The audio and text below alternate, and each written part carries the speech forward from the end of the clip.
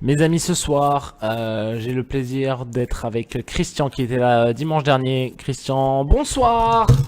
Bonsoir Johan. Christian qui est un de mes stagiaires de la semaine puisqu'il y avait un stage, pour ceux qui n'étaient pas au courant, à Malte. J'ai fait un stage, j'ai organisé un stage de poker qui a commencé dimanche dernier et qui a fini hier soir. Un stage intensif où on a parlé de beaucoup de choses, où j'ai formé en fonction du profil des joueurs que j'avais. J'ai formé chacun individuellement à ce que je pensais être la meilleure chose à faire, les meilleures choses à faire pour leur profil, pour pouvoir devenir vraiment gagnant au poker. J'ai deux profils différents cette semaine, donc Christian et Thibaut. Thibaut était un joueur online confirmé qui a notamment fait une perf à 80 000 euros sur un MTT, qui joue les tournois à plus de 50 euros. Christian est un profil de joueur amateur qui a un métier à côté, même deux métiers, et qui joue au poker en parallèle par passion, mais qui veut voilà, vraiment commencer à pourquoi pas gagner, arrondir ses fins de mois, gagner quelques milliers d'euros par mois au poker. C'est possible en tout cas. Christian, ça va? Ça s'est bien passé? Ah, c'était très bien, oui, je suis enchanté, enchanté. Tu nous as montré des aspects du jeu que j'ignorais totalement. Si j'étais méchant, je dirais que avant j'avais le sentiment de jouer à la bataille en fait. T'avais le sentiment de jouer à la bataille avant? Bah oui, oui, oui, avec ce que j'ai découvert là, on peut pas, je jouais pas au poker en fait. Voilà, Tu jouais plus à la bataille, t'étais plus là pour le fun, tu jouais en général qu'une seule table aussi? alors, des fois j'en jouais 4, mais avec sans technique, ça veut rien dire en fait. Voilà, c'est ça. D'accord. Et aujourd'hui, qu'est-ce qui a changé là? Genre, parce que tu as fait 8 jours. 8 jours, ça reste à l'échelle d'une vie, c'est rien. C'est rien. Mais est-ce qu'il y a des choses vraiment qui ont changé du coup en 8 jours? Oui, oui, énormément, énormément. Tu m'as donné des bases techniques qui me permettront. Alors c'est pareil, c'est un petit peu comme si je venais de passer le permis de conduire, hein. Tu viens de passer le permis de conduire, tu ne sais pas conduire. Donc là, tu m'as donné des bases pour travailler. Et donc là, bah, on démarre. Je crois qu'on vient d'avoir le permis de jouer, j'espère correctement, et de se perfectionner par la suite. Alors il faudra continuer à travailler de toute façon. Ça va pas, c'est pas comme ça. Voilà. S'il y a genre un truc que tu as appris que tu savais pas, voire plusieurs, est-ce qu'il y a des trucs qui viennent comme ça à l'esprit? Eh bien, un truc tout bête, se concentrer pour se souvenir de la main et se souvenir des actions qui se sont déroulées pendant le coup, par exemple. Exactement. Voilà. Exactement. Si vous pouvez pas travailler en fait votre poker, si vous pouvez pas me raconter votre coup en fait. Enfin, ça paraît être la base pour beaucoup, mais il faut savoir me raconter un coup parfaitement en n'oubliant aucune donnée. Que ce soit le stack de l'adversaire, votre stack, le montant des blindes, le type de partie, que ce soit un cash game, soit un tournoi, soit un sit and go, le montant du buy-in, la position, votre position à la table, la position de votre adversaire ou de vos adversaires, le coup pré-flop, le coup au flop, le coup à la turn et le coup à la river. En fait, il y a déjà 1000 paramètres.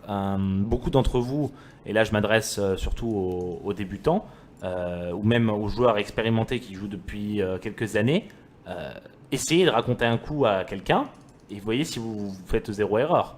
Mais ça, c'est quelque chose qui est super important parce que si la personne, donc le pro à qui vous racontez ce coup-là sur un forum, par exemple le forum de mon site, ou quelque chose, si vous ne racontez pas le coup correctement, vous n'aurez pas une réponse correcte au spot. On ne pourra pas corriger votre spot.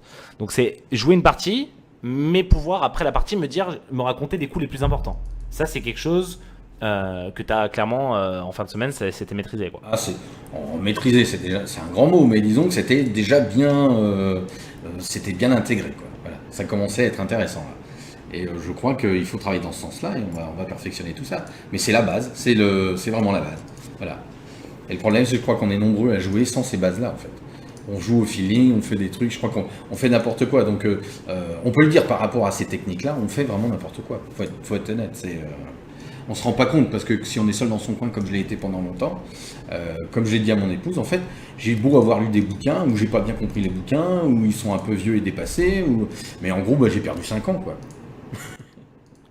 Et donc toi tu jouais chez toi le soir après le boulot depuis 5 ans en fait, C'est quasiment ça, tous les c'est soirs. ça.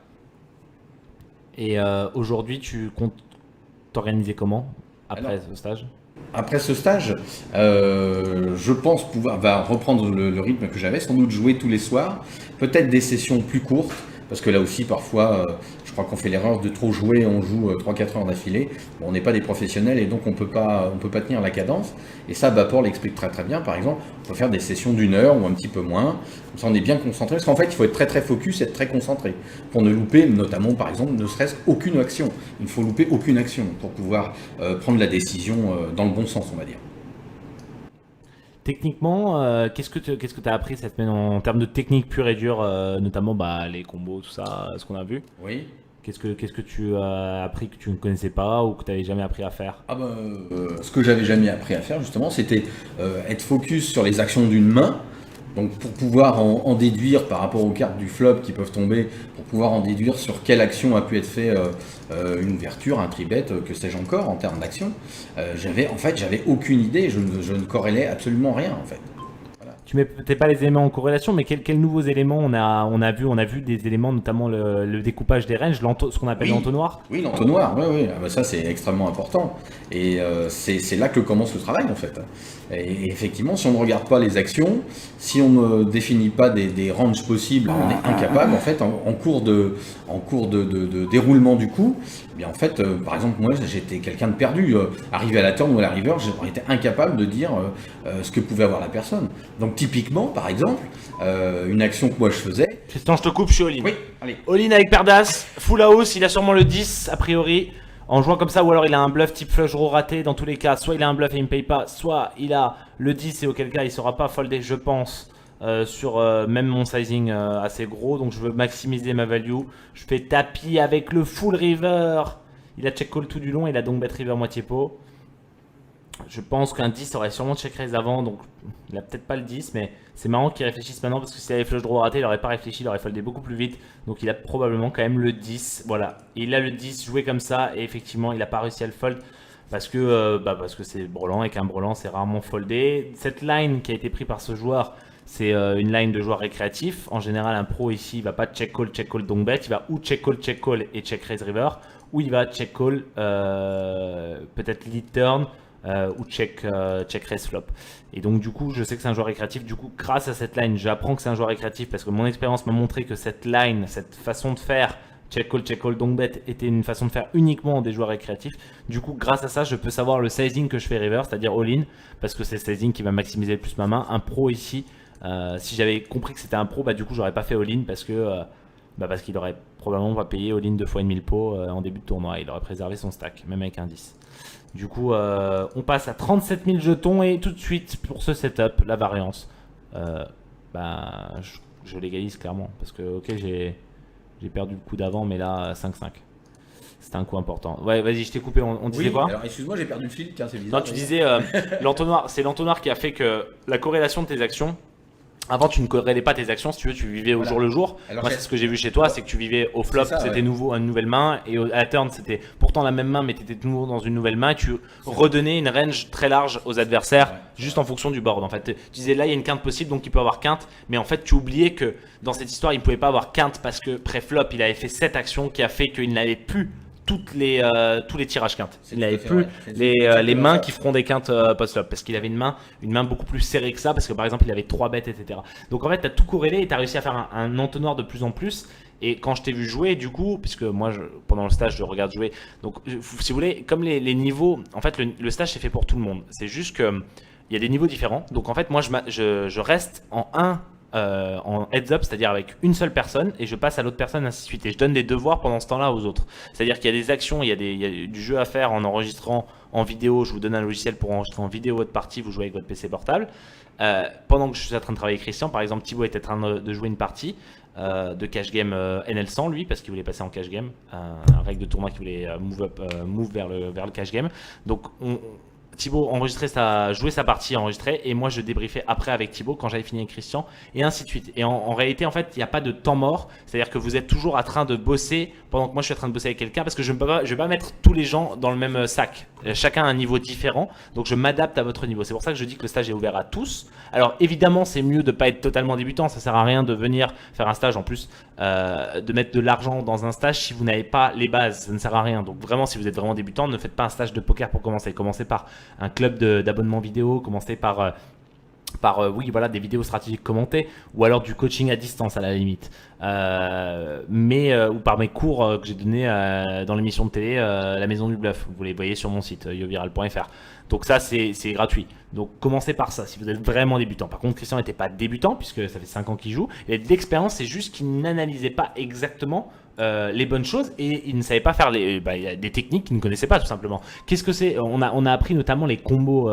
C'est passionnant ça. Ah, c'est passionnant, oui, c'est passionnant. Alors là, sur les combos, j'oserais pas trop m'avancer pour t'en parler. Bon, c'est quelque chose qui m'intéresse déjà a priori, mais c'est vrai que là, on a eu juste le temps d'effleurer, et là, il faut que je trouve le moyen d'avancer et de continuer à travailler là-dessus. Mais déjà, la base de connaître que qu'il existe 16 types de combos par exemple, et qu'on en a 4 qui sont suités et 12 qui sont off-suit par exemple, ça c'est déjà quelque chose qui permet de sensibiliser à la démarche pour la logique derrière, quoi. C'est vraiment très intéressant. Ouais.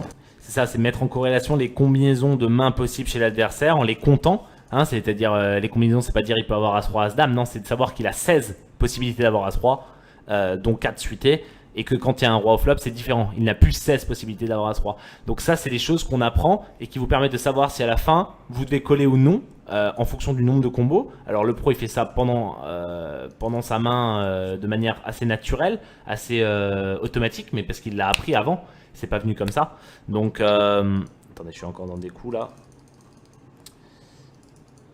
Donc voilà, on a vu ça aussi sur le stage. Bon, globalement, t'es content ? Très content. Très content. Moi aussi, je suis très content d'avoir fait ce stage avec vous. Franchement, c'était vraiment cool. Première expérience très cool. Du coup, j'ai décidé d'en réorganiser un stage du 12 au 20 novembre. Les infos sont sur mon site, je vais vous montrer ça. Donc un stage, une formation intensive de poker. Vous allez sur yoviral.fr, le site est marqué en bas à droite. Vous allez dans stage à Malte, vous voyez du 12 au 20 novembre. Voilà, donc le stage avec le détail. Vous avez évidemment 6 mois d'abonnement élite offert en cadeau. Il y a 3 cadeaux en plus du stage. Vous assistez à mon Twitch ici même. Une session Twitch. Même Christian a même réussi à assister à 2 sessions Twitch. Donc c'est plutôt cool. Il était là dimanche dernier et puis là il va rester avec nous ce soir. Vous assistez. Alors là j'ai quinte. Je vais simplement payer. Il n'y a pas de value. A priori il relance ou quinte ou bluff. Donc on split ou GPA ou il a quinte max. Donc c'est payé. Et il a quinte comme moi. Donc on s'est split pot. Donc voilà, 6 mois d'abonnement élite, c'est quand même une valeur de 500 €. Il y a 50 heures de coaching dans le stage en total. Il y a donc 6 mois de club élite, donc d'abonnement aux vidéos stratégiques commentées les plus élevées de la plateforme, et aussi toutes les vidéos de la plateforme pendant 6 mois en illimité. Ça vaut 500 €. Il y a 2 heures de coaching un mois après le stage pour voir votre évolution. Donc dans un mois avec Christian, on va faire 2 heures de coaching par Skype. Ça vaut 440 €. Voilà, tout ça c'est offert en plus du stage. Évidemment c'est all inclusive. Il y aura la piscine. Vous êtes bien placé dans Malte. Ça vous permet d'aller, vous êtes à 100 mètres de la mer.